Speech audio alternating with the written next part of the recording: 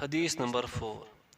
حضرت ابو عبداللہ جابر بن عبداللہ انصاری رضی اللہ عنہما فرماتے ہیں کہ ہم ایک غزوہ جہاد میں نبی صلی اللہ علیہ وسلم کے ساتھ تھے، تو آپ نے فرمایا یقیناً مدینے میں کچھ لوگ ایسے ہیں کہ تم نے جتنا بھی سفر کیا ہے اور جو بھی وادی طے کی ہے وہ تمہارے ساتھ رہے ہیں، انہیں مدینے میں بیماری نے روکے رکھا، اور ایک روایت میں یہ الفاظ ہے وہ تمہارے ساتھ اجر میں شریک رہے ہیں۔ مسلم۔ اور بخاری کی روایت جو حضرت انس رضی اللہ عنہ سے مروی ہے اس طرح ہے کہ ہم نبی اکرم صلی اللہ علیہ وسلم کے ساتھ غزوہ تبوک سے واپس لوٹے تو آپ نے فرمایا ہمارے پیچھے کچھ لوگ مدینے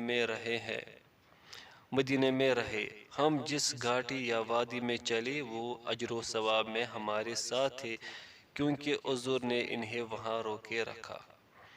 فوائد و مسائل۔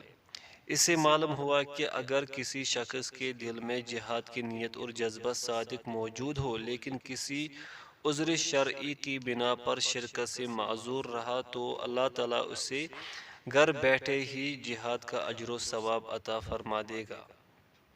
Point second. اسی طرح نیکی کے تمام امور جنہیں انسان سر انجام دینے کا پختہ عزم رکھتا ہو لیکن انجام نہ دے سکے تو حسن نیت کی وجہ سے ثواب حاصل کر لے گا۔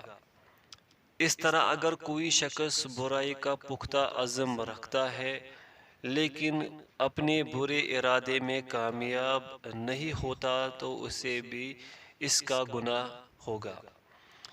اس ارادے سے مراد وہ ارادہ نہیں جو صرف زبان سے ہوتا ہے اور دل میں یہ ہوتا ہے کہ میں نے کون سا یہ کام کرنا ہے۔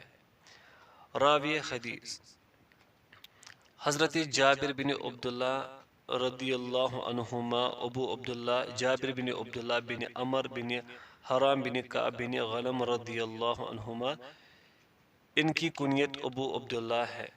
مکثرین بہت زیادہ روایات بیان کرنے والے صحابہ میں سے ہیں۔ انصار کے قبیلہ بنو سلم سے تعلق کی بنا پر سلمی انصاری کہلائے۔ جنگ بدر میں شریک تھے۔ بعض سیرت نگاروں کا کہنا ہے کہ بدر و احد کے علاوہ تمام غزوات میں شریک رہے، جنگ صفین میں بھی شامل تھے۔ اپنی آخری عمر میں بصارت سے محروم ہو گئے تھے۔ 74 ہجری میں 94 سال کی عمر پا کر فوت ہوئے۔ شرکائے بیعت عقبہ میں سے مدینہ میں سب سے آخر میں فوت ہوئے۔ بعض نے ان کا سن وفات 77 ہجری لکھا ہے۔ ان کی نماز جنازہ ابان بن عثمان نے پڑھائی جو کہ اس وقت حاکم مدینہ تھے۔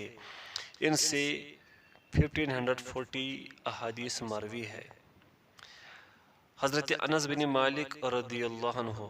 انس بن مالک بن نضر بن ضمضم انصاری خزرجی نجاری، ان کا تعلق بنو عدی بن نجار سے ہے، اس لیے انہیں نجاری بھی کہتے ہیں۔ خادم رسول ہے اور اپنے آپ کو اسی لقب سے نامزد کیا کرتے تھے۔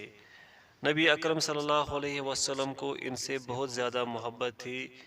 ان کے گیسوؤں کو آپ چھوتے اور بطور مزاح انہیں اے دو کان والے کہہ کر پکارتے تھے۔